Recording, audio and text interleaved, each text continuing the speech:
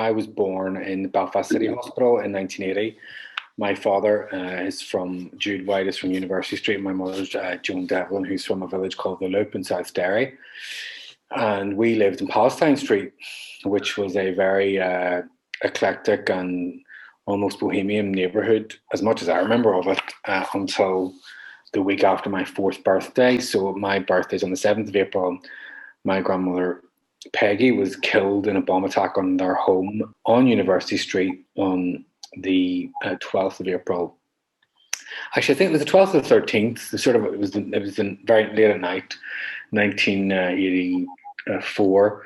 So the last time I saw her was actually on my 4th birthday. And obviously I was a child and my parents protected me from what was going on. I understood that something had happened and I was told certain things, but we moved house immediately because we lived very close to where she had lived. And obviously the house had been attacked. That was actually the second attack on the house. A police officer was also killed that night, a young man from the Braniel, Michael Dawson, his name was. About 6 months earlier, there'd been a bomb attack on the house and my grandmother had actually found the bomber who'd blown himself up and nursed him with a pillow. He survived, and was charged and convicted, but I think received a suspended sentence because his injuries had been so disfiguring and life-changing that I think it seemed that he'd been punished enough, and I'm assuming that the prison may not have been able to accommodate him due to the extent of his injuries. So I think that obviously when someone attacks your home and you nurse that person, maybe there was an expectation somewhere that this wouldn't happen again, but it did happen again, and this time they succeeded in murdering a mother of 8, and these were loyalist paramilitaries, a mother of 8 and an RUC officer. So life went on. We moved house. We moved to West Belfast immediately. We stayed with family friends for about 3 months. Then we had our own house. And, at that stage, I think I was about 8 when I found out, 8 or 9. I was quite young when I found out what actually happened. So, my parents always protected us and shielded us from what was going on around us. I think like everyone, when you look back now and you think, I think in shock at what we were living through. But at the time, especially we were just children, we were oblivious to a lot of it. My parents, they split up shortly afterwards, and about 3 years afterwards, my dad has written about that in different books about the impact that it had on him and on his family. We then we moved to North, had a short spell in South Derry, where my mother's from, which we loved. The Troubles had got very bad in the early 90s, so we were off there for about 3 years, which was great, and moved back to North Belfast and went to Malachy's. All through this, something I've been thinking about more recently as I was getting older now is that, I knew my grandmother had been killed in the Troubles in a bomb attack, but I also knew, I didn't talk about that in school because there were people in my class who'd lost their parents, both in primary school and when I was at St Malachy's. And so you knew that the horrors that they'd gone through and were going through, that wasn't, I'd only lost my grandmother and people had only lost their uncles or their aunties or their cousins or, whoever they'd lost. And you just knew that, it was sad and, you move on. She was only 51. And when you look back now and you think 51, I was so young. And she has a sister who's still alive to this day. And you think, except for that event, like there's no reason why she couldn't still be here today. Obviously, the impact on her family, on her children, on her husband, my aunts and uncles, my grandfather was absolutely, it was just, huge. And they've talked about the events surrounding it, the actual, what happened that night and the next day. And it's heartbreaking to listen to. What would be, in your idea, the ideal constitutional mechanisms, parliamentary mechanisms, that will allow a large minority on the island of Ireland who are, if you like, unionists or still see themselves as somehow culturally British? How would that operate? Well, I'm giving you a personal view here. I think, we would have to have there'll be some sort of federated Ireland. You've mentioned a lot, you said there about British identity and unionism holding the balance of power.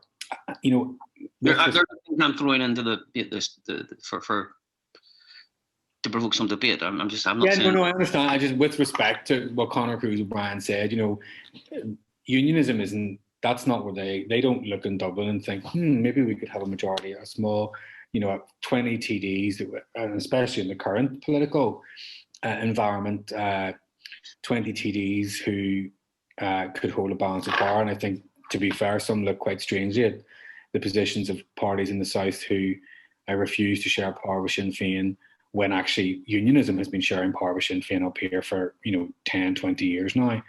I think that if you're asking what the political structures would look like, to me there'll always be a Stormont. Ulster throughout Irish history, and I talk about the 9 counties there, has always been a sort of place apart. There's always been a different polity, and I think that would continue to be the case. But it's still part and integral to the island of Ireland. Always has been, always will be, no matter what anybody says.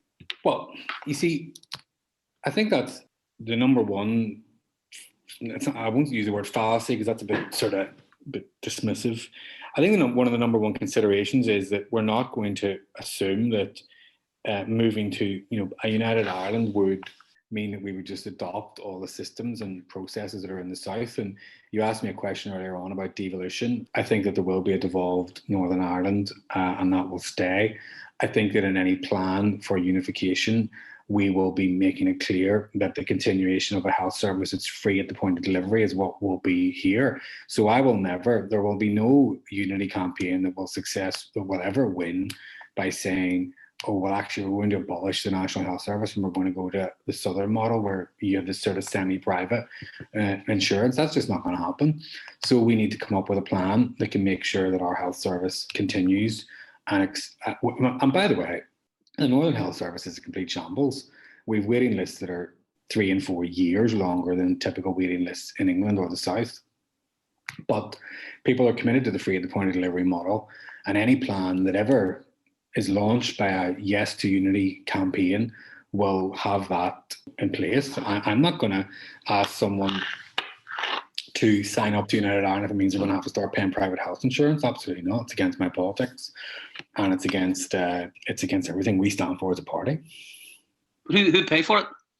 Well, you pay for your healthcare yourself through your national insurance contributions. That's what I pay. That's how I pay for my health. So we'd have to make sure that whatever health service we want is paid for through our national insurance contributions, and that the system of government we have in place will fund that. Simple as that. You're suggesting there have to be a parallel taxation system?